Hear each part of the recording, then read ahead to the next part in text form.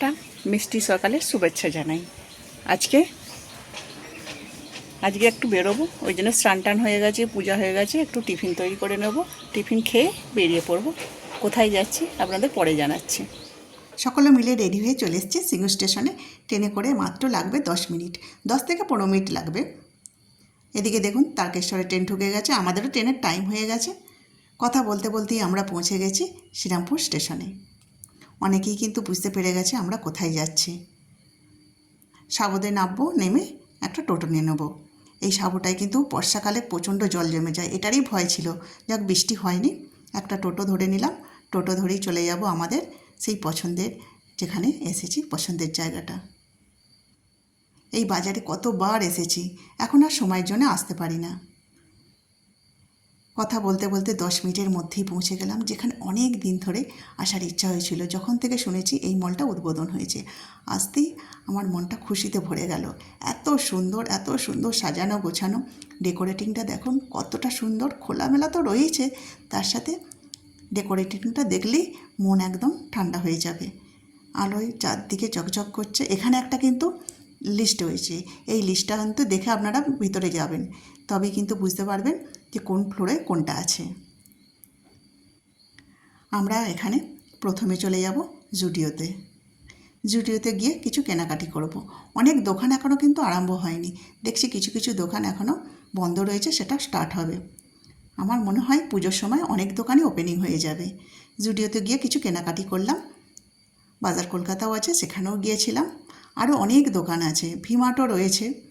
এখানে গিফট আইটেমে অনেক কিছু রয়েছে। আর বাচ্চাদের নিয়ে এলে কোনো চিন্তাই নেই, বাচ্চাদের এখানে প্লে জোনও রয়েছে। দেখছিলাম সবটাই ঘুরে ঘুরে। বাচ্চাদের নিয়ে এলে বাচ্চারা এখানে মন দিয়ে, মানে বাবা মার সাথে মজা করেও থাকতে পারবে, এখানে খেলাধুলাও করতে পারবে। তারপরে আরও অন্যান্য দোকানগুলোও দেখছিলাম। এত বড় মল, সবটা একবারেই দেখা কিন্তু সম্ভব হয়নি। আর এই গিফট আইটেমগুলো দেখলেই কিন্তু এক নজরে কিন্তু এগুলো কিনতে ইচ্ছা করবে। আর কেউ কিন্তু এলে না কিনে থাকতেই পারবে না, তাকে একটা জিনিস কিনতেই হবে। এত সুন্দর সুন্দর এখানে জিনিস রয়েছে। এখান থেকেও দু একটা জিনিস কেনা হয়েছে। তারপরে আরও বাকি সব দোকানগুলো আছে। আর বাজার কলকাতা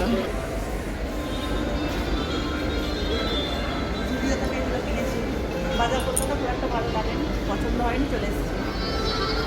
এবার কোথায়? উপরেও রয়েছে ফুডকোর্টটা একবার দেখে আসি। এই লিস্টটা অবশ্যই দেখবেন।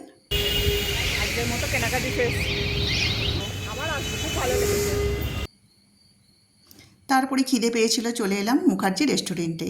এখানে একটু কিছু খাওয়া দাওয়া হলো, অনেকটাই লেট হয়ে গেছিলো। খাওয়া দাওয়ার পরে যখন বাইরে বেরোলাম, এত বৃষ্টি, ট্রেনের টাইমও হয়ে গেছিলো। দেখুন টোটো ধরে চলে তো এলাম স্টেশনে, তবুও ভিজে গেছি, এত বৃষ্টি পড়ছিল। সব কেনাকাটি করে ভিজে বাড়ি ফিরলাম, খাওয়া দাওয়াও মিটে গেছে। তারপরে এই সব অবস্থা, প্রচণ্ড বৃষ্টি, ভিজে গেছে পুরো। টোটোতে এসেছি তবুও ভিজে গেছে। পুজো তো এসেই গেল, আপনারাও কিন্তু এই শপিং মলে শপিং করতে আসতে পারবেন, খুব ভালো লাগবে। আর খুব সুন্দরও রয়েছে। সকলে ভালো থাকবেন, সুস্থ থাকবেন। আজকের মতো